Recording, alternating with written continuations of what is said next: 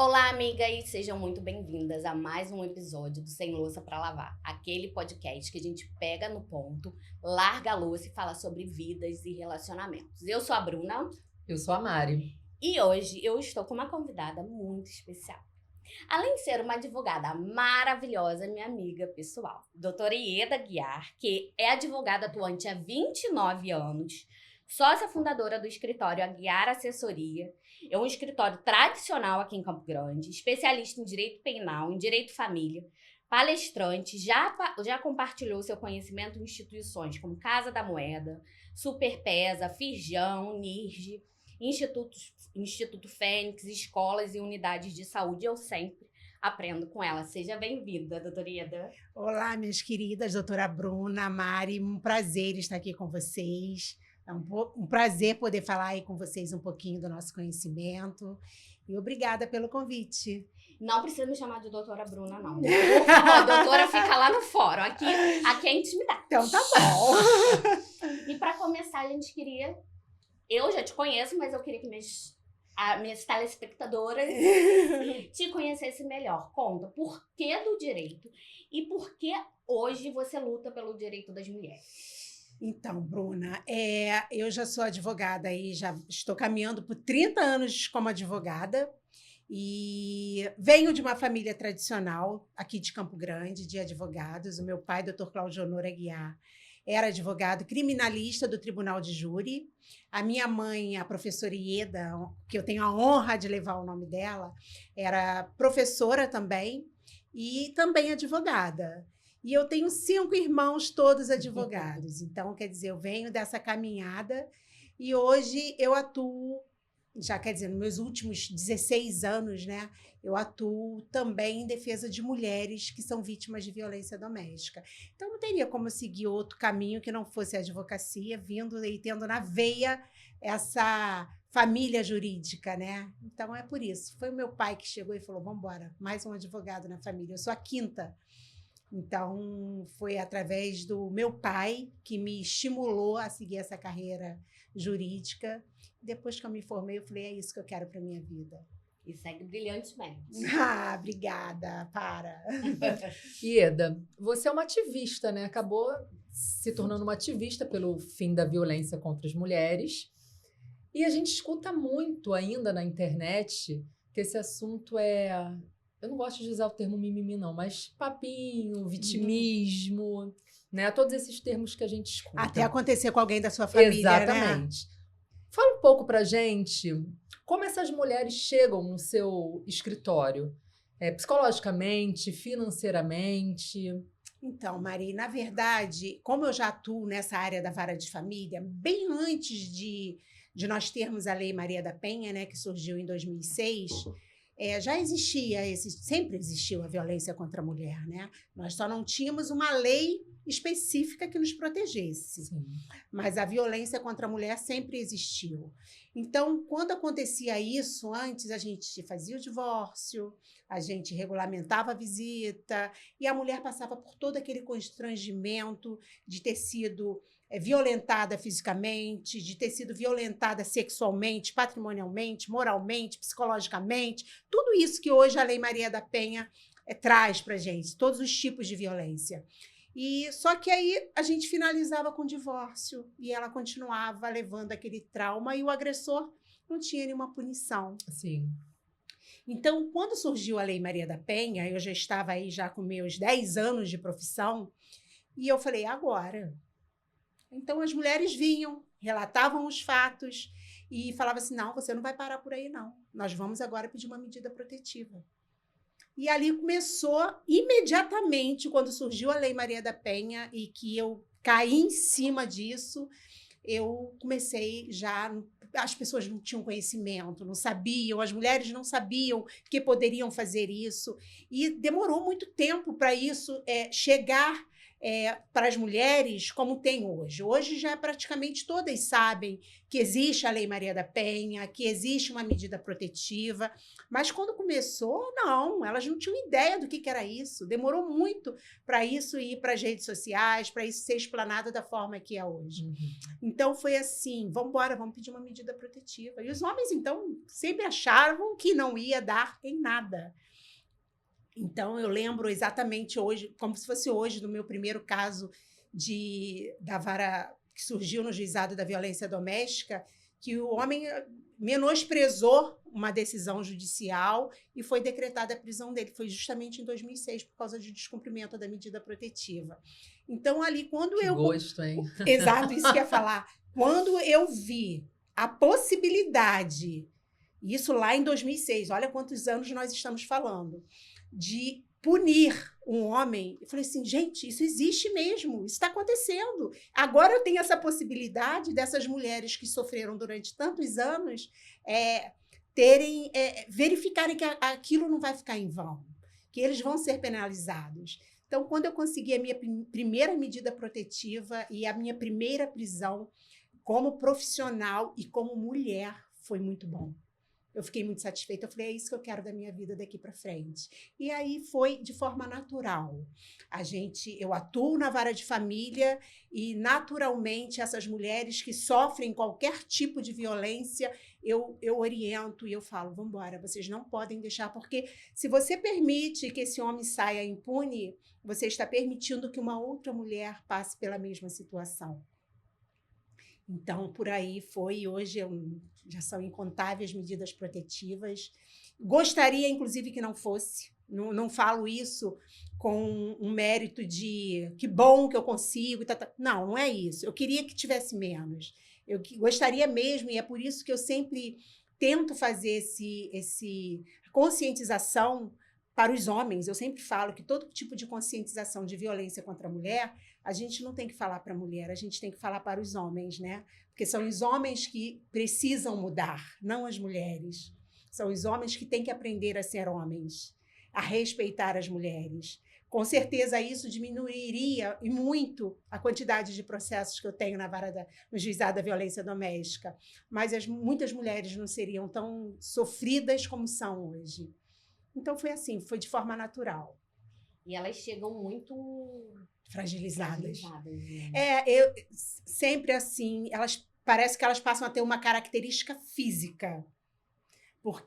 Primeiro porque as mulheres que sofrem esse tipo de violência, qualquer tipo de violência, e que já estão fragilizadas, elas têm vergonha de explanar isso.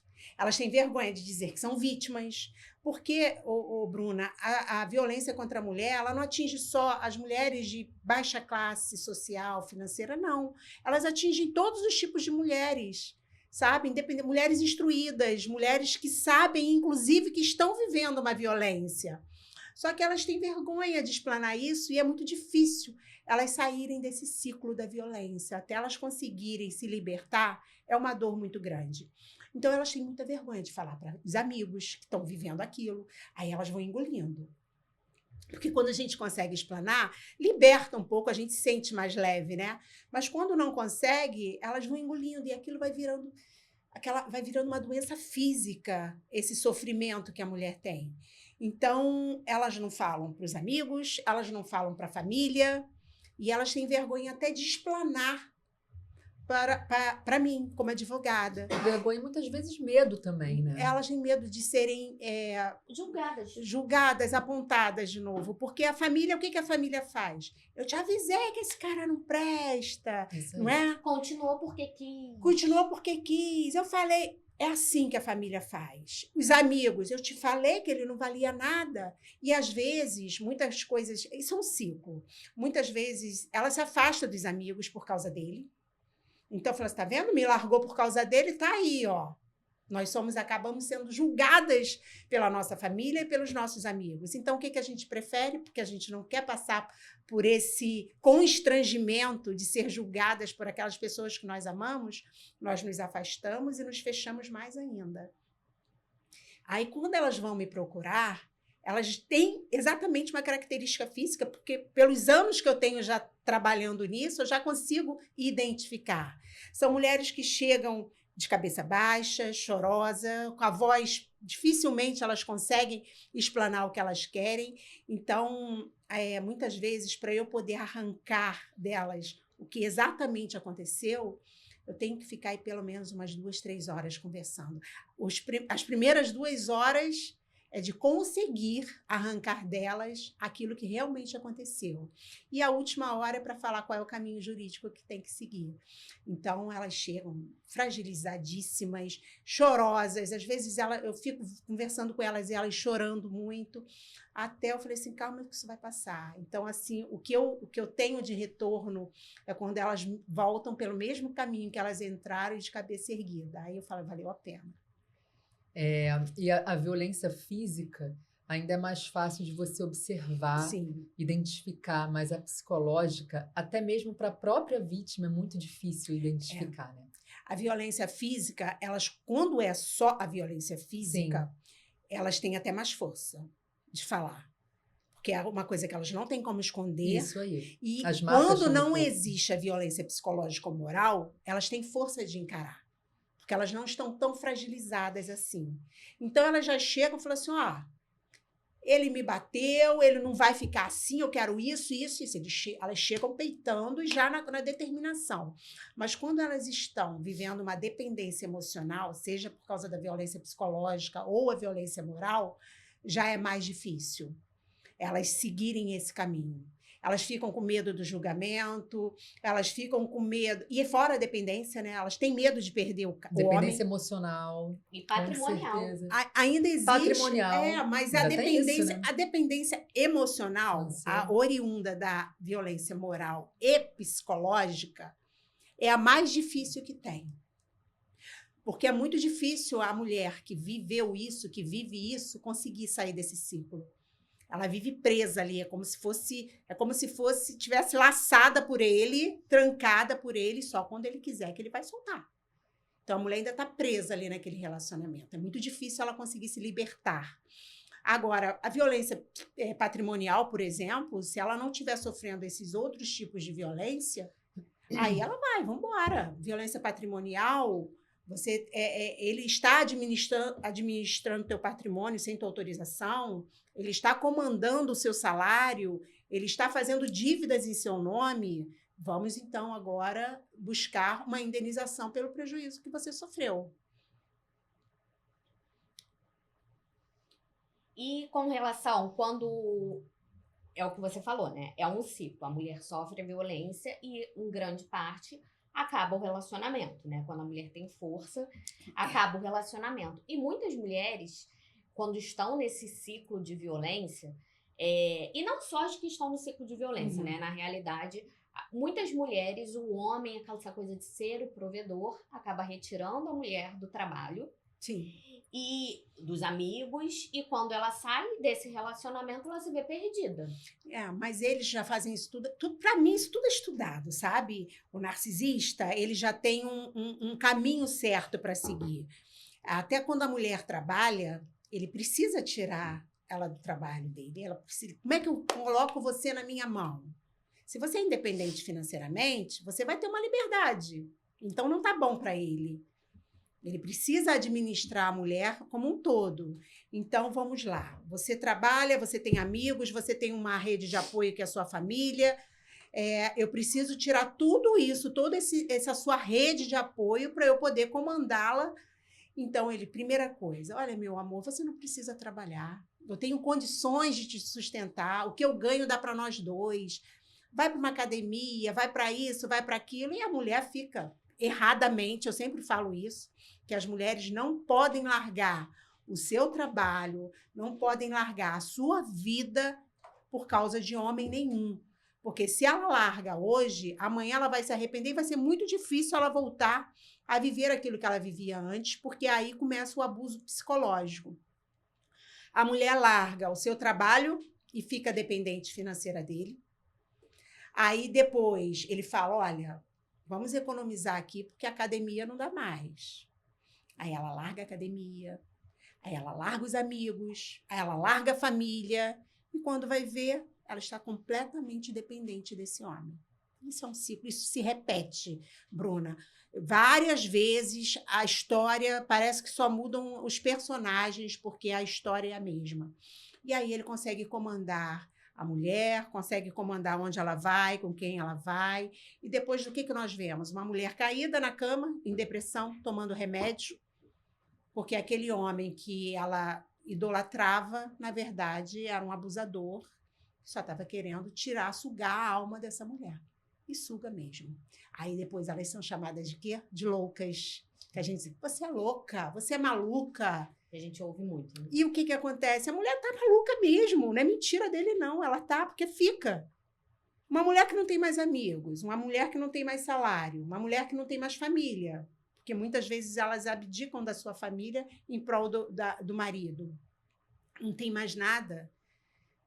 Onde ela é menosprezada todos os dias, a mulher fica louca e começa a tomar remédio para dormir, não consegue mais dormir se não for com remédio. Quem não fica louca vivendo numa situação dessa? Com certeza, você não tem nem mais um hobby, você não tem vida Nada, própria. não tem. Né? Vivendo o tempo inteiro aquela rotina, aquela vida do seu marido, e quando tem filho, né, dos seus filhos, não tem mais autonomia para decidir nada. É muito complicado, né? As mulheres adoecem, Mari, por causa disso. Adoecem mesmo. Adoecem, e eu vou te falar, tem um índice grande de mulheres que sofrem isso e que cometem suicídio. Nossa. Porque elas não conseguem viver sem ele, porque há dependência emocional. Elas já estão sendo julgadas pela família, pelos amigos, elas se veem sozinhas. E elas falam, para mim a vida não tem mais sentido. E cometem suicídio com excesso de remédio. Aí ficam obesas. Então, assim, morreu porque ela infartou. Mas por que veio esse infarto? Porque ela tinha problema de coração? Aí, se a gente for estudar a vida dessa mulher que sofre uma violência psicológica e moral, na verdade, aquilo ali foi um suicídio. Indiretamente, foi um suicídio, porque a mulher não está se cuidando, a mulher foi deixada de lado, a mulher não tem mais amor próprio, o homem só diminui a vida dela. Então, ela se entope de remédio e chega uma hora que o organismo não aguenta. Ieda, e essa mulher que sai do casamento, né? Muitas vezes essa violência, ela acaba em divórcio. Sim. Né? E quando essa mulher sai desse casamento, totalmente lesada, né? Financeiramente, sem emprego, sem perspectiva, essa mulher, ela tem direito à pensão? Sim. Não digo dos filhos, digo uma pensão para ela. Sim, sim. Ela tem, se ela não recebe, se ela não trabalha, se ela é completamente dependente financeiramente do marido, ela tem o direito de receber pensão alimentícia. E isso é muito simples. Basta comprovar que ela é dependente financeira. Quem paga meu plano de saúde é ele, quem compra alimentos para casa é ele. Então, junta esses documentos e fala assim, olha, hoje eu não consigo ingressar no mercado de trabalho de um dia para o outro. E se essa mulher não tiver mais condições, eu digo assim, de mulheres idosas, olha, eu não tenho mais como ingressar no mercado de trabalho. Fui dependente dele a vida inteira. Ainda tem isso, né? E eu tenho casos desses. Muitos homens que abandonam as mulheres depois de uma certa idade, por mulheres mais novas. Então, ela tem condições, e aí, nesse caso das idosas, não tem prazo determinado. Agora, por exemplo, uma mulher nova, que sempre foi dependente do marido, que os juízes, e que tem condições de trabalhar, porque também tem umas que já estão tão abaladas psicologicamente que não tem nem condições de voltar ao mercado de trabalho. Então, essas que têm condições, o que o juiz fala, olha, vamos estipular uma pensão para os filhos de forma normal, e para você, pelo prazo de 2 anos, o juiz costuma dar um prazo para que aquela mulher retorne ao mercado de trabalho, né? Se ela tem capacidade física e mental para trabalhar, então é estipulado uma pensão por um prazo determinado. Sim. E hoje, né, com as redes sociais, vira e mexe a gente vê nas redes sociais, notícias da vingança digital, muitas vezes pornografia de vingança. Essa mulher que está passando pelo divórcio e sofre esse tipo de vingança digital, que o ex-companheiro foi lá, falou atrocidades, expôs intimidades, nas redes sociais, essa mulher tem como requerer uma reparação de danos morais, algum tipo de reparação? Sim, além dele ser penalizado criminalmente, inclusive a lei Carolina Dickmann está aí para isso, que é justamente, ela foi criada para proteger as mulheres nesse sentido, também cabe criminalmente responder pela Lei Maria da Penha, né? E, além disso, dependendo do grau, divulgou fotos, e dependendo do grau do prejuízo moral que essa mulher teve, ela pode, sim, requerer uma indenização por danos morais, além de determinar que qualquer foto, vídeo saia das redes sociais, da internet, ela tem o direito, o dever de requerer uma indenização por danos morais. Então, ele não vai ser só penalizado criminalmente, ele vai ser penalizado também civilmente através dessa verba indenizatória.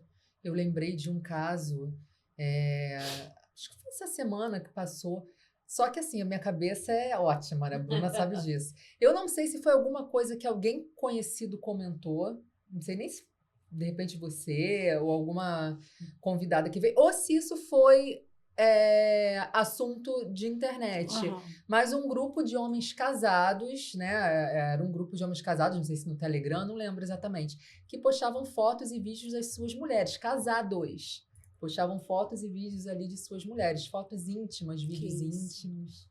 Não fui eu, não. Então, isso aí foi caso de internet. Essa semana que eu li, passei assim e... Nossa, mas olha só, a própria esposa... A própria esposa, todos eles casados. Eles colocavam ali, divulgavam fotos e vídeos das próprias esposas. E uma delas descobriu. Meu Deus, olha Lembrei só. Disso que vergonha, hein? Que feio, né? Feio. Que feio pro homem fazer expor isso, a gente. própria esposa. Isso é homem, sinceramente. Trocavam isso não ali, né? Isso daí é o que daí... nós vemos. Infelizmente, é o que a gente vê por aí agora, né? Muitos homens vivendo. E daqui pra frente com as redes sociais, infelizmente... Tá difícil escolher agora, hein? Tá difícil a escolha. Esse mundo masculino tá diminuindo. Tá bem difícil. É que os homens de verdade aproveitem essas oportunidades, né? Todos os programas o Jonathan escuta a mesma coisa. Mas não gente, é... mas não é pra rir, não. A gente ri de desespero. Desespero, né? Porque é uma situação, assim, desesperadora. Imagina você descobrir uma pessoa que dorme com você todos os dias, que você confia, que você tem filhos, essa pessoa intimidade. Muitas vezes, seu porto seguro tem essa troca, você descobre que essa pessoa está colocando, expondo foto sua, vídeo íntimo. Bem, né? Isso foi o que ela descobriu. Porque deve ter vídeo íntimo dele, porque eu acho que o homem que faz esse tipo de coisa, na verdade, ele queria estar se expondo para esses homens. Concordo. Não é? Eu acho que o nível dele é esse. Mas como Concordo. fica feio para ele se expor, Vai expor então tá a expondo a mulher. É. Porque isso não é homem, né? Isso não é homem de verdade. Enfim, complicado. Tá cada vez mais complicado. Vamos voltar aqui. Lutemos. Ieda, no divórcio, é uma regra que os filhos menores fiquem com a mãe? Não. Não é, até porque existem casos de que a mãe também não vale nada, tá? Existe muito. Mães que maltratam seus filhos. Então, hoje a regra, num caso de divórcio, a regra é a guarda compartilhada. Sim. Antigamente, a regra era unilateral. Ficava com a mãe, na maioria das vezes. Hoje, na verdade, a justiça prevalece o melhor interesse da criança. O que é melhor para a criança? Então, é feito um estudo social e psicológico para verificar se aquela criança é melhor ficar com o pai, com a mãe, e como vai ser feita a regulamentação de convivência com um e com o outro. Mas não há uma regra que diga tem que ficar com a mãe. Até porque, como eu disse, às vezes a causadora do grande problema não é o homem. E isso também eu tenho alguns casos desse tipo, onde a gente vai para a justiça e consegue reverter a guarda, inclusive unilateral, para o pai. Então, não é regra. Muitas mulheres acham, eu sou mulher, eu sou a mãe e vai ficar comigo. Não é assim que funciona. Sim. A obrigação e a responsabilidade pelas escolhas do filho é tanto do pai quanto da mãe. Então, o que o juiz determina, e que eu acho isso bem sensato para as crianças, ainda mais criança menor de 12 anos, é que ele tenha, apesar da guarda compartilhada, porque existe, Mário, uma diferença entre guarda compartilhada e guarda alternada. Muito importante você falar para as pessoas que estão Isso. assistindo, Porque as porque pessoas confundem. todo mundo confunde Confunde guarda muito. compartilhada com Então, alternada. a guarda compartilhada a obrigação é dos dois, do pai e da mãe, em tomar decisões sobre seu filho. O que seria tomar decisões? Qual vai ser o melhor plano de saúde para o nosso filho? Qual é a escola que nós vamos botar? Um não pode decidir sobre o caminho que o filho vai percorrer sem a autorização do outro. Então, vamos botar nessa escola? Sim, por quê? Por causa disso, disso e disso. Vai ter que ter um consenso entre os pais sobre o que é melhor para aquela criança. Mas existe na guarda compartilhada, existe uma residência fixa. Qual é a residência fixa? A materna ou a paterna? Então, a residência fixa vai ser a materna, por exemplo. A criança vai ficar ali, e sexta-feira o pai pega e passa o final de semana de 15 em 15 dias, pega mais um diazinho da semana. Aí nós temos uma guarda compartilhada, onde os pais escolhem e vão decidir sobre todas as decisões em referente ao filho. Mas existe uma residência fixa. Já na guarda alternada, além de ter as decisões sobre o filho, a residência não tem uma residência fixa. O filho, às vezes, fica uma semana na casa do pai e uma semana na casa da mãe. Ou um mês na casa do pai, outro mês na casa da mãe. Eu não acho essa guarda alternada o melhor para a criança. Pelo menos não para uma criança que ainda esteja naquela fase... Nas primeira fase, sabe? Pequenininho. Infância, né? Porque eu acho que é importante a criança Tem uma rotina, né? ter a rotina de sono, a rotina de comida, a rotina de amigos, que é quando eles constroem as primeiras amizades, e tendo essa mudança, acaba não construindo, dando tempo de construir a amizade, de ter uma rotina de alimentação. Então, mas essa é a diferença. Quando a guarda alternada, a criança não tem uma residência fixa. A residência fixa é a paterna e a materna. E hoje em dia é muito mais difícil você ver essa guarda alternada, né? Eu acho. Eu tenho alguns casos de guarda alternada, mas o juiz também verifica a guarda alternada no que é melhor para a criança. Por exemplo, não tem cabimento fazer uma guarda alternada com pais que moram longe, que vai atrapalhar a escola da criança, o curso da criança, estar próximo da onde ele precisa estar todos os dias, né? A mãe que mora, por exemplo, em Campo Grande, a criança mora em Campo Grande, e o pai mora, vamos botar em outro município ainda próximo, Itaguaí, fica difícil. A criança vai sacrificar muito a criança, o pai ter que trazer todo dia de manhã para a escola. Vai ser um sacrifício. Então, a justiça não estaria preservando o melhor interesse da criança, que não seria sadio para uma criança acordar 5 horas da manhã, porque estaria na residência paterna e ia ser um sacrifício muito grande para ele. Então, nesses casos, o juiz não defere uma guarda alternada, porque não estaria sendo bom para a criança. É bom para o pai, mas a justiça não tem que preocupar o que é bom para o pai e para a mãe. Tem que se preocupar o que é melhor para a criança. E esse assunto, né, de pensão alimentícia é algo que a gente sempre rende assunto. Sim. Nas redes sociais, então, né, muitos homens acham que a pensão que dá para criança vai pagar o silicone da mulher, vai pagar aquela viagem. Aí quando a gente vai ver R$300. Exatamente isso. E aí eu queria aproveitar isso e trazer que você esclarecesse. A pensão deve ser sempre paga pelo pai, pelo genitor? Não, é a mesma forma da guarda, não. A responsabilidade e a obrigação pelo pagamento da pensão é dos dois.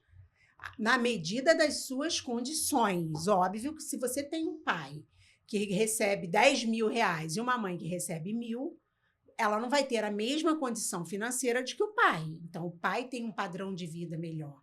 Então, ele tem condições de oferecer para aquele filho mais do que a mãe, financeiramente falando, né? Então, é estipulado uma pensão alimentícia. Qual é a sua condição? Qual é o seu padrão de vida? O que você pode oferecer para o seu filho? Se a guarda é unilateral ou compartilhada, mas com uma convivência materna, e a mãe tem uma condição financeira menor do que a do pai, é o pai quem vai pagar de acordo com o salário dele, 20%, 30%. Mas, por exemplo, para você ver, eu tenho um caso que nós entramos, eu entrei com uma ação judicial requerendo a pensão alimentícia. A mulher, eles se separaram e tinham 2 filhos. Um já prestes a completar 18 anos e a outra pequenininha. Só que no meio do processo, o mais velho falou, quero passar a morar com meu pai. Passou a ser mais vantajoso para ele, porque o pai ia dar um carro. Tem isso também, né? Sim. Então, ele foi morar com o pai. E ela ficou com a pequena. E a pensão, o que ficou estipulado? Que ele pagaria a proporção do salário dele para a pequena e ela pagaria a proporção do salário dela para o mais velho, que foi morar com o pai. Então, ali houve uma troca de pensão alimentícia proporcional à condição de cada um.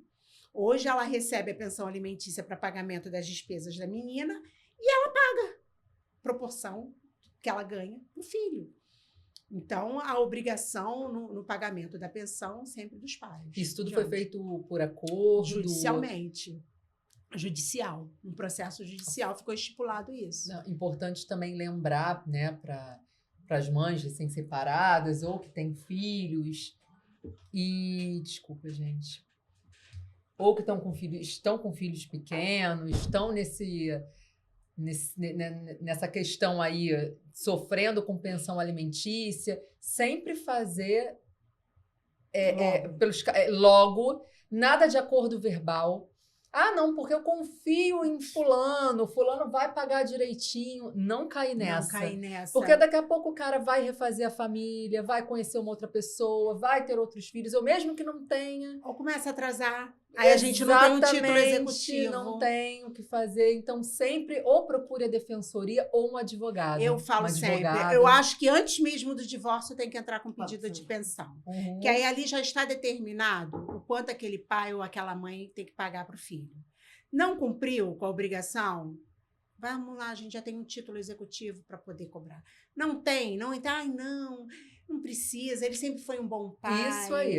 Aí vai deixando, aí depois ele não paga um mês, aí não paga o outro, aí não paga o outro. Aí ele só passa a ter a obrigação legal quando a gente diz, judicial, a partir do momento em que existe um título executivo, uma decisão judicial determinando que ele pague aquela pensão. Não tem o título, aí a gente vai fazer o que? Olha, eu que estou pagando esse tempo todo, no máximo que você vai conseguir entrar com uma ação indenizatória para que ele pague aquele prejuízo que você teve com o filho, aquelas despesas que você teve com o filho, sozinha, antes de ser determinada uma pensão alimentícia.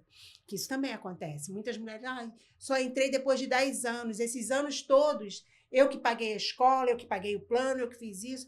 E agora, como eu vou fazer agora? Vamos entrar com uma ação indenizatória e pedir para que ele pague para você tudo isso que você pagou. Apesar de não ter uma decisão judicial de pensão alimentícia, existe uma moral perante o seu filho.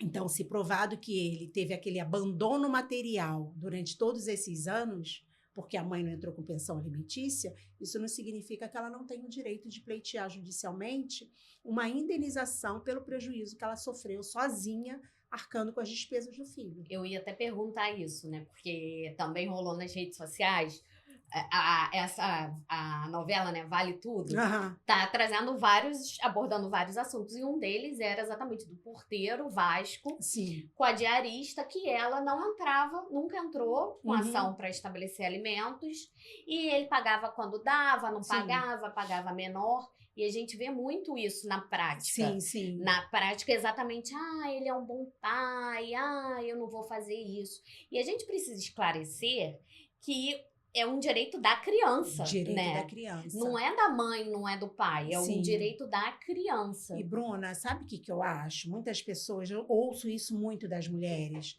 falando assim, olha, ele não foi um bom marido, mas ele é um bom pai. Para mim, não existe isso. O homem que não é um bom marido, o homem que comete qualquer tipo de violência contra a mulher, contra a mãe de seu filho, ele está cometendo o mesmo crime contra o seu filho.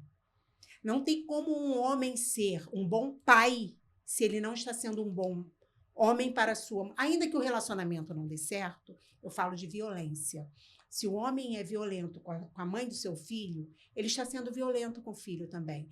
Porque aquilo ali, automaticamente, o filho que presencia sua mãe ser agredida, Olha, eu bati na sua mãe, mas é um problema meu e dela. Não existe isso. Você está agredindo indiretamente o seu filho também. Porque o trauma, as consequências que você está causando na cabeça daquela criança é eterno. Ele vai levar aquilo para a vida. E muitas vezes ele vai ser tão ou mais agressivo do que o próprio pai. Foi aquilo ali que ele viveu. É verdade. Foi aquilo ali que ele aprendeu. Eu aprendi que ser agressivo é normal. Então, eles normalizam a agressividade e transferem isso para os seus filhos, para a sua esposa. E é aquele ciclo que precisa ser quebrado, aquele ciclo de violência que precisa ser quebrado. É a questão da reprodução, né? Do homem reproduzir o que vê. E até para a mulher também. Sim.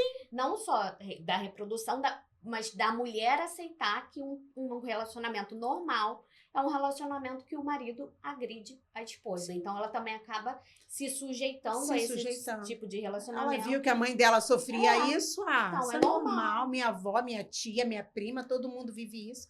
É normal. A gente participou de uma roda de conversa que uma das participantes falou isso, né?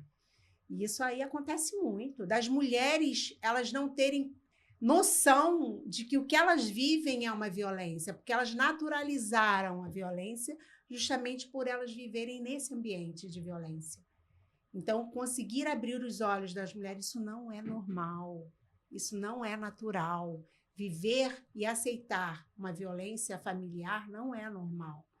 Então, quando elas se tocam e veem, meu Deus, quantas vezes em palestras que eu faço, principalmente em rede pública, elas falam assim, isso é violência, mas isso acontece lá em casa todos os dias. E não é. Então, quando a gente consegue levar esse conhecimento e acordar, né, eu falo assim, identificar os sinais do abuso, aí isso é importante. Isso aí a gente fala, valeu a pena.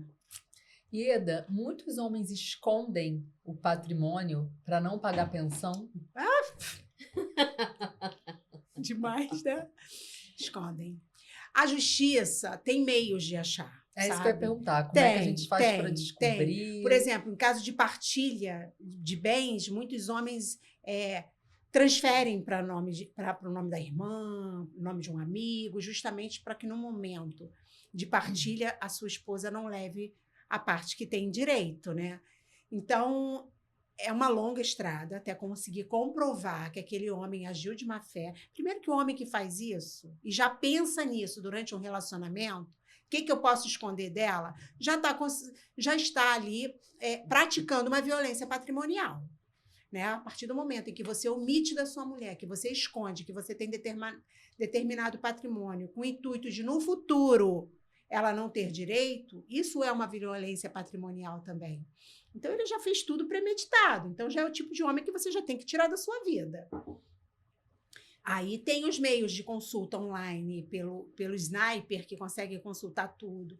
Existe. Então, você vai ter que fazer ali, comprovar, isso aqui está aqui, é dele também, está no nome da irmã. A irmã tinha condições de ter aquele patrimônio? Não. Como é que ele conseguiu aquilo? Então, aí é uma pesquisa que é feita na justiça para poder tentar trazer aquele patrimônio que foi omitido para o patrimônio familiar. E não é fácil, não né? É fácil. Porque a gente tem que tentar várias outras coisas primeiro. Várias testemunhas, documentos, fotos, conversas, tudo é prova de que aquilo ali foi uma violência patrimonial. E, mais uma vez, a criança sofrendo, né? Deixando de ter uma vida que poderia estar melhor, mais confortável, né, comendo coisas melhores. Mas aí eles falam assim, tá vendo? Se estivesse comigo, mas fica com essa palhaçada, se estivesse comigo, tava com tudo aí.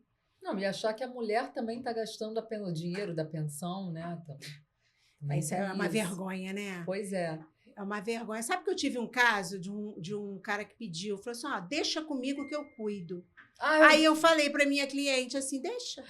Eu falei para ela, vamos deixar. Vamos ver até onde. Vamos chegar no dia da audiência e vamos falar assim, pode ficar com ele. Vamos ver se você vai acordar todos os dias, se você vai cuidar, se vai levar no hospital, se vai fazer o dever de casa junto. Porque o homem acha que a pensão alimentícia é o suficiente para poder cuidar de um filho. Sim. Só que por trás disso tem muito mais. Tem o teu tempo que você dedica ao seu filho. né? A rede de Tem a apoio que você preocupação, precisa. saber se seu filho está precisando de uma atenção maior naquele momento, se teu filho precisa, vamos levar nosso filho para passear, porque a criança precisa disso. O lanche da escola. Lance da Sim. O escola, passeio. o presentinho do amigo que vai numa festinha, a roupa, despesa que é tênis. para levar na festinha do amigo e buscar na festinha do Sim. amigo. Então, às vezes, o homem dá um valor irrisório de pensão e está achando que aquilo ali já é. Tá vendo? Ó, tá gastando, já dou tanto para você. Quando for botar na ponta do lápis, o valor é ínfimo diante, financeiramente falando, sem falar no abandono moral que esse homem traz para o seu filho. E que é irreversível. Ou então O fala assim, dinheiro, às vezes, a gente consegue recuperar, mas isso não. a pensão que eu dou é muito boa. O que você está fazendo com o dinheiro? Aí não vê o padrão que a criança tem e também não vê que ele está tirando ali 30%, 20% do salário dele, enquanto você, quando trabalha também, dá 100% do teu. 100% é verdade. 100% do seu. E ainda tem que contar com rede de apoio, porque você só entrega ali de 15 em 15 dias, Sim. né? Tem toda uma logística para você conseguir trabalhar. Mari, e quando eles têm que pegar só de 15 em 15 dias, aí falam para o filho o seguinte: sua mãe botou isso final de semana, sabe para quê? Para eu ficar contigo, porque ela não quer ficar com você aos finais de semana para sair com as amigas. E ainda colocam a criança, fazem aquela alienação parental contra a mãe, que aí a criança, poxa, mãe, você me mandou pro meu pai porque não queria ficar comigo? Meu pai falou isso, que é porque você quer sair sozinha. Então, assim, as mulheres, nós enfrentamos muita coisa e muito tipo de violência que, às vezes, até nós mesmas não estamos enxergando. Sim. Que estamos sendo vítimas. Isso é o tempo todo, em todos os detalhes. Em todos os detalhes. É. É assustador, né? E são violências, aquelas violências veladas que às vezes a gente não enxerga. E quando dá aquele, meu Deus, isso aí também eu sofri violência. Ele ainda me manipulou a acreditar que isso era normal. E assim a gente vai levando. Por isso que eu digo, nós mulheres somos uma fortaleza, né? Somos. E você falou, né, desse seu cliente que aos 18 decidiu morar com o pai, que a mãe teve que pagar proporcionalmente. Até que idade é preciso pagar pensão para os filhos? Então, em tese, seria até a completar a maioridade, que é os 18 anos. Mas se esse filho, apesar da maioridade, aí nós temos alguns aspectos. Primeiro, se ele estiver estudando ainda, aí a justiça leva ou até a conclusão do curso superior, ou até, no máximo, até 24 anos. Porque se imagina que um curso superior, o filho não vai além dos 24 anos.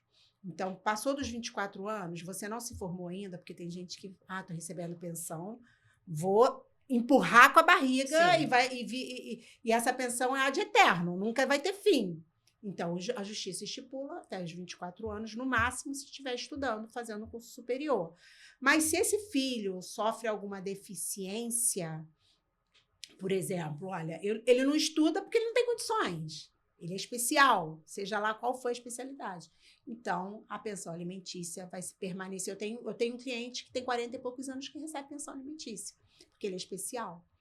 Então, é maior, trabalha de acordo com as possibilidades dele, mas o que ele recebe é um valor praticamente irrisório diante da necessidade dele. Então, a justiça determinou a pensão alimentícia vitalícia. E outra, às vezes aquele pai não tem condições, o que ele recebe não é suficiente para poder cobrir as despesas do filho. Nem a despesa, mas o avô tem condições. Então, nós vamos atrás do avô, que se chama alimentos avoengos, né? Que é quando ele dá aquela contribuição extra na pensão alimentícia, de acordo com as suas necessidades. Então, a questão é, a criança não fica... A criança é que não pode ficar prejudicada. Sem comer, né? Isso aí. Pai não tem condições? Então, vamos para os avós. E eu também tenho um caso desse, de que o pai falou que só recebe um salário mínimo e a criança é especial, precisa de mais, e o avô ganha 50 mil reais. Então, e a gente sabe que quem paga tudo é o avô. Então, nesse caso desse adulto, por exemplo, né, mais de 18 anos, com uma especificidade, se for uma pessoa com deficiência ou se tiver alguma especificidade, esse adulto ele não tem, então, um prazo... Não, é vitalício. É vitalício. É vitalício. Ou se tiver... Mas isso aí tem ou que... se tiver, por exemplo, eu estou passando por uma doença, mas tem condição, olha, hoje eu consigo comprovar que essa doença não existe Sim. mais e que ela já tem condições. Aí entra com a exoneração de alimentos e cessa a obrigação alimentar. Mas se não for o caso, aí é vitalício. Sempre Até perdurar a comorbidade dele, entendeu? Entendi. Ieda, o pai desempregado tem que pagar pensão? Tem. Inclusive preso. Está preso, vai ter que pagar a pensão, da mesma forma. Então, pai desempregado, eu não trabalho, não tenho nem para mim, o juiz costuma estipular em cima do salário mínimo. Né? Então, ele vai ter que ter o mínimo em cima do salário mínimo para poder pagar para o filho. Digamos, 20% do salário mínimo, 30% do salário mínimo. Então, aquele valor da pensão, independentemente disso, ele vai ter que arrumar. Se não arrumar, vai preso. Vai preso, aí vai ter que pagar, trabalhar na prisão para poder pagar. Mas a criança nunca é prejudicada.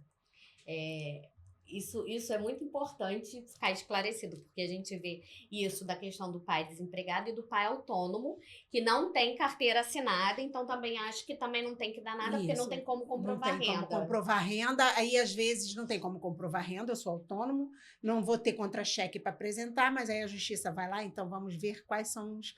Como é a tua conta bancária, e hoje a justiça já vai direto lá na conta bancária dele e vê o extrato bancário. Ele fala assim, olha, eu sou autônomo, não tenho contra-cheque, mas está lá, uma movimentação bancária de 20 mil reais por mês. Então, vamos estipular em cima da sua condição financeira que é apresentada no teu extrato bancário. Não tem, é autônomo, mas tem um carro, mas tem uma casa, mora bem, mora numa casa com valor alto. Então, isso tudo é levado em consideração na hora. Cartão de crédito, isso aí. Isso tudo é considerado hoje para estipular o valor da pensão alimentícia. Fotos de internet, Ieda. Muito. Às vezes eles... A ostentação, Passeios. né? Ostentação. Vamos lá tirar foto do barco, do final de semana em Angra, o carro, quantidade de churrasco que faz, de chopp que bebe, isso tudo aí, cordãozão de ouro, que chega no dia da audiência, vai com aquela blusazinha simples, humilde. Mas ostenta nas redes sociais um cordão de ouro, um relógio. Isso tudo aí é prova para poder ser estipulado o valor da pensão alimentícia.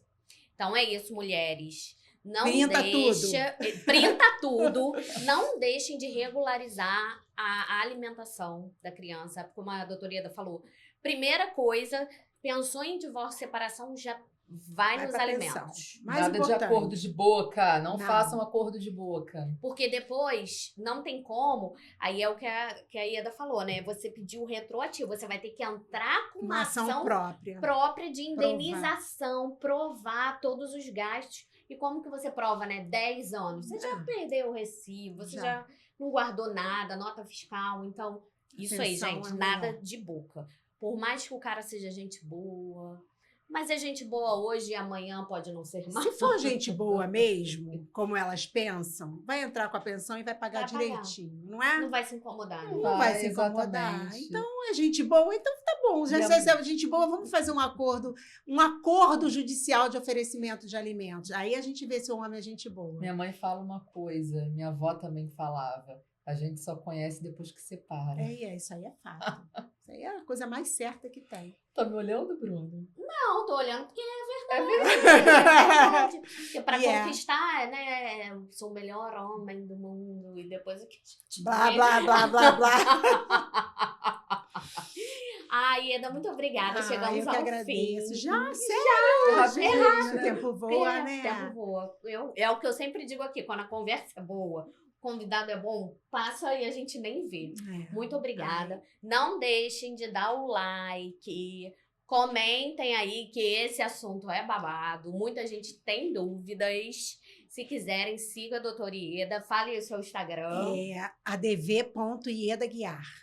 Que pode mandar pergunta, fala que assistiu aqui ela no canal, que ela vai ter o prazer de responder. Vai sim. Eu que agradeço, Bruna, Mário, obrigada pelo convite. Espero ter contribuído aí em auxiliar a mulherada nos seus direitos. não só mulheres, né? Os homens também, os Os pais, as pessoas que têm filhos, que precisam regularizar sua situação familiar. E é isso aí, é bola pra frente. Beijo, gente. Tchau, Até o gente. próximo.